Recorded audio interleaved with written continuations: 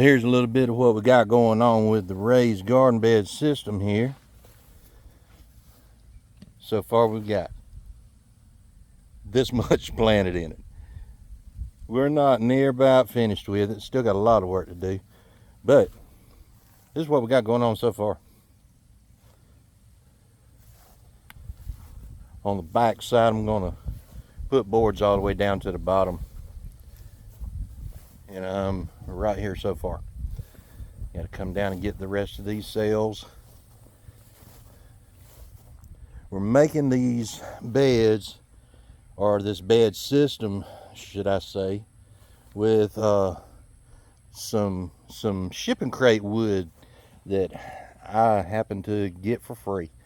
And you know, it's not your highest quality stuff, and it's not gonna last us but maybe I don't know, if we get 3 years out of this, you know, I'll be satisfied with it.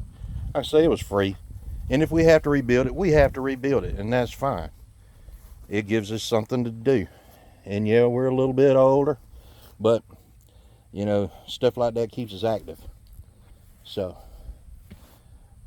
our plans with this right now is, like I say, we're not gonna put dirt directly in it. We've got these grow bags right here that we're gonna, rather than putting the soil directly into the beds themselves, we're just gonna drop the grow bags in and put the soil in the grow bags.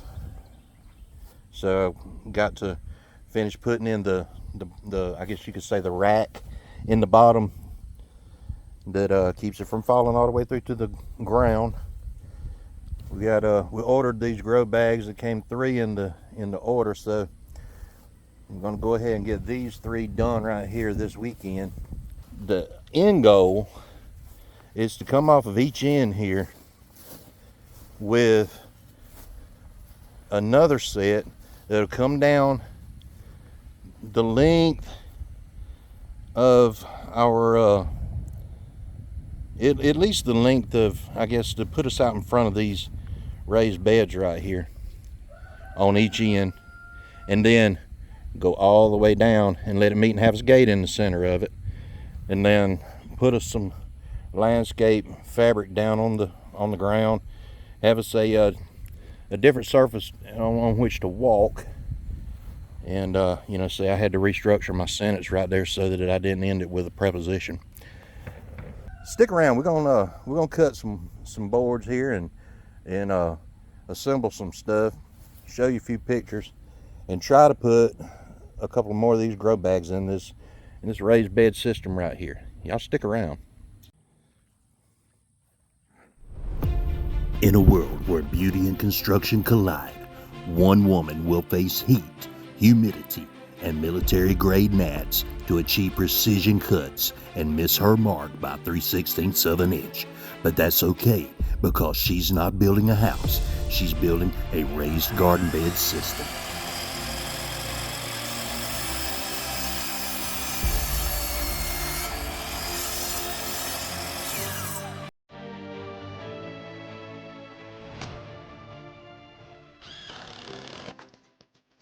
And here you see me bent all over in a very uncomfortable position with my brand new impact driver running screws into the material that you just finished cutting. And this is the cleats that will hold the cross slats that you see me putting together right here. It's going to hold our bags up off of the ground. In a future video, we're going to take a closer look at this Cobalt compound miter saw and this Harbor Freight miter saw stand. We're also going to take a closer look at the drill set that come from Craftsman. Now, after a little bit of hard work between me and Judy, we've got the other grow bags placed perfectly in our raised bag garden system. All right, we have put seeds down in these 2 cells on our grow bed system here. On the front where you see these boards add up underneath them is some carrot seeds. Watered them in real good and laid the boards over them for the most part. It don't fit real perfect, but they're gonna get watered anyway every day. So just kind of following a little method that I've seen from a couple of the gardeners that we watch on YouTube. But we've grown carrots just fine without putting any kind of board over them to like retain the moisture. But right back here we got in these two cells on this grow bag we've got some Swiss chard, and back here we got some kale in these two, and right here got a little experiment. Got some spaghetti squash seeds that I saved out of spaghetti squash that Judy cooked some while back, dried them out real good. We're gonna see if these things will grow. And right here on this front line, all four of these have rutabagas. I would really love to get some good rutabagas out of these. We're gonna have to thin them out real good, because unbeknownst to me, this is the first time I've planted rutabagas and the seeds are kind of small, so I'm gonna have to thin them out a good bit. So yeah, and I'm gonna come back and water them a little bit better. But back here, supposedly we still got a little bit of time to grow cucumbers. So these two squares here have got some cucumber seeds. And right here I put what was left of a few carrot seeds that I had. So I didn't want to just put them back up in an unsealed envelope, and just decided to go ahead and put those on in as well. And scattered out throughout this whole thing is some radish seeds for companion planting. We have learned that radishes are one of the best companion crops to put in with almost anything. But again, we've got all those down there to go. But this is what we're working with right now.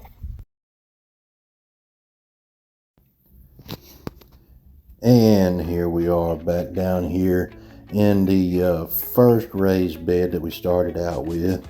As you can see, we've got the peppers that come from our pepper bed that our dogs Herbert and Roscoe decided to decimate. And so we got what I'm positive is the 3 remaining bell peppers that we were able to save out of it, as well as the 1 basil. And here we see Judy putting some turnip seeds down on this end. Now on the other end, she put in a few squash seeds, and I'm going to try to squeeze us out a little bit more squash before the summer's out, and have these turnips ready for whenever fall kicks in. And we're probably going to get them in a little bit before then, but the experts say it's okay for us to start these seeds now, so we're going to do it. And there she is, spreading the dirt back over the seeds.